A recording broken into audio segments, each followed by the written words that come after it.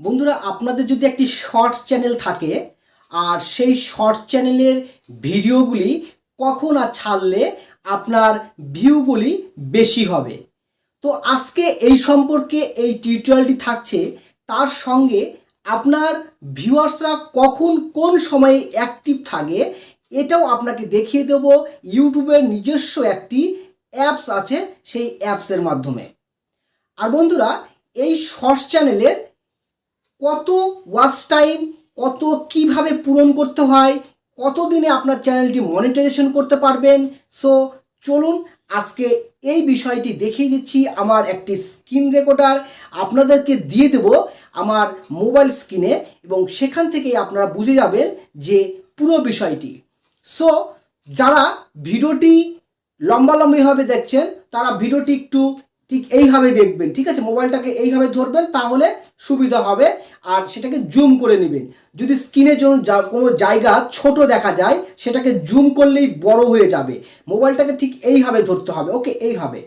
So viewers, তো চলুন এই স্ক্রিনে দেখাচ্ছি। সর্বপ্রথম এখানটা একটা স্ক্রিন দেখা যাচ্ছে এবং সেখানে দেখা যায় যে একটি চ্যানেল এবং সেই চ্যানেলের সাবস্ক্রাইবার রয়েছে। জাস্ট এখানে তেমন ভিডিও আপলোড করা হয় না, তবু এটি শর্টস চ্যানেলের মাধ্যমে এটিকে ভিডিওটি করা হয়।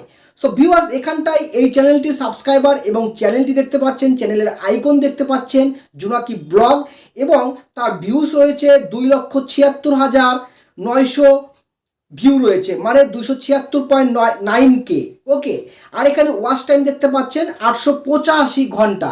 বন্ধুরা, এই যে সর্বপ্রথম বলি, আপনাদের শর্টস ভিডিও আপলোড যখনই করুন না কেন, সেই ভিডিও যদি কেউ কোনো পাবলিক দেখে আপনার চ্যানেলকে সার্চ করে, তাহলে সেই ওয়াচ টাইমটা যুক্ত হবে। ওকে, বুঝতে পারলেন? এই ওয়াচ টাইমটা যুক্ত হবে যদি আপনার ভিডিওটি কেউ সার্চ করে দেখে, বা কেউ যদি ভিডিও সাজেস্টে আসে।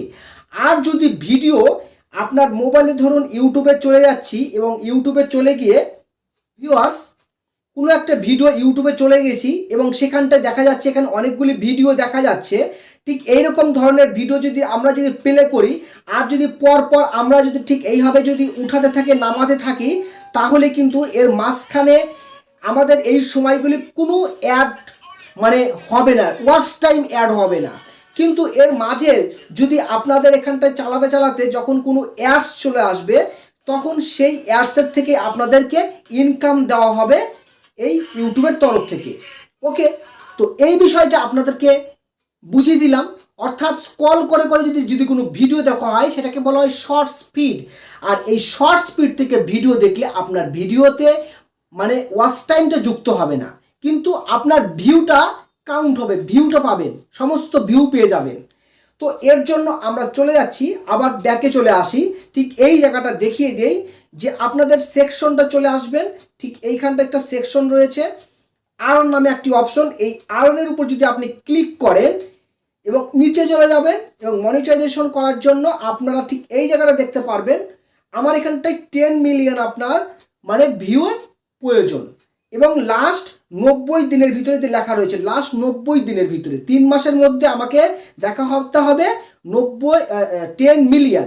আমার এখানে 917K মানে 9 লক্ষর উপরে ভিউ হয়েছে, 1 মিলিয়ন হয়নি। যদি আমি 10 মিলিয়ন ভিউ করে দেই, তাহলে আমার চ্যানেলটি মনিটাইজেশন হয়ে যাবে। এবং তার সঙ্গে এই জায়গাটা দেখুন, আমাদেরকে দরকার কি 1000 সাবস্ক্রাইবারের প্রয়োজন। সেখানটায় আমাদের 3000 প্লাস সাবস্ক্রাইবার হয়ে গিয়েছে। কথাটা বুঝতে পারা গেল?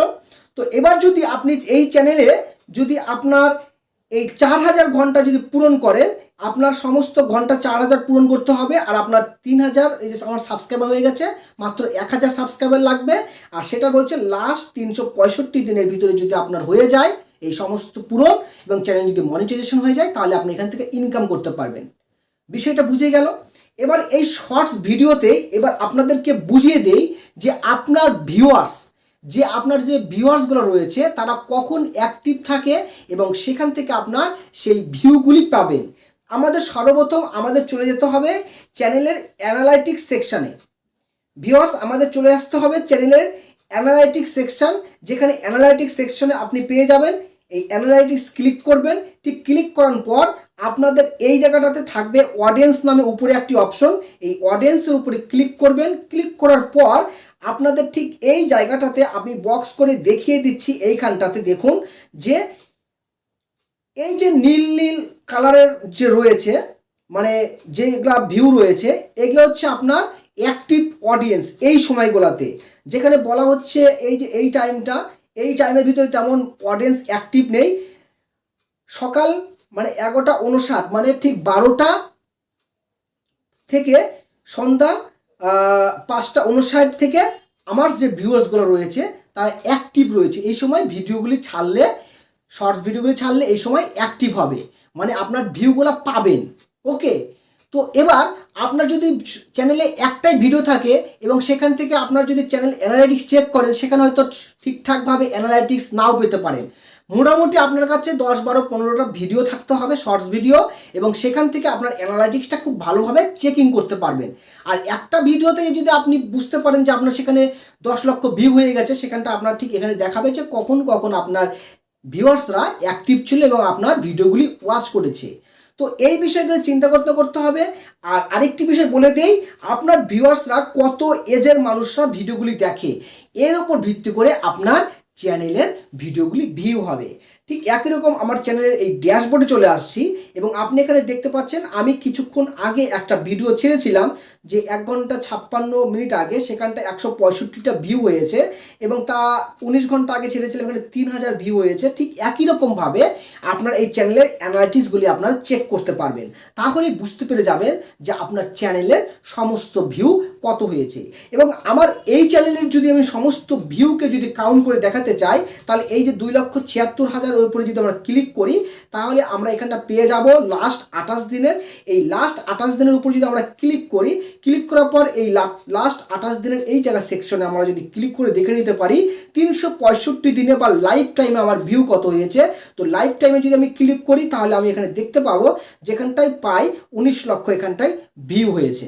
সো ভিউয়ার্স, আপনারা ঠিক একই রকমভাবে আপনাদের চ্যানেলের এই অ্যাক্টিভ ভিউয়ার্সগুলি পেয়ে গেলেন, এবং চ্যানেল মনিটাইজেশন করতে, শর্টস চ্যানেল মনিটাইজেশন করতে কি প্রয়োজন এবং কত ঘন্টা আপনার টাইমগুলি যুক্ত হচ্ছে সেটাও বুঝতে পেরে গেলেন। সো ভিডিওটি দেখে ভালো লাগলে লাইক কিন্তু একটি অবশ্যই করবেন। সো ভিউয়ার্স, আর যারা সাবস্ক্রাইব এখনও করেননি তারা সাবস্ক্রাইব করে এই চ্যানেলের পাশে থাকবেন। সো সবাই ভালো থাকবেন, সুস্থ থাকবেন, ধন্যবাদ।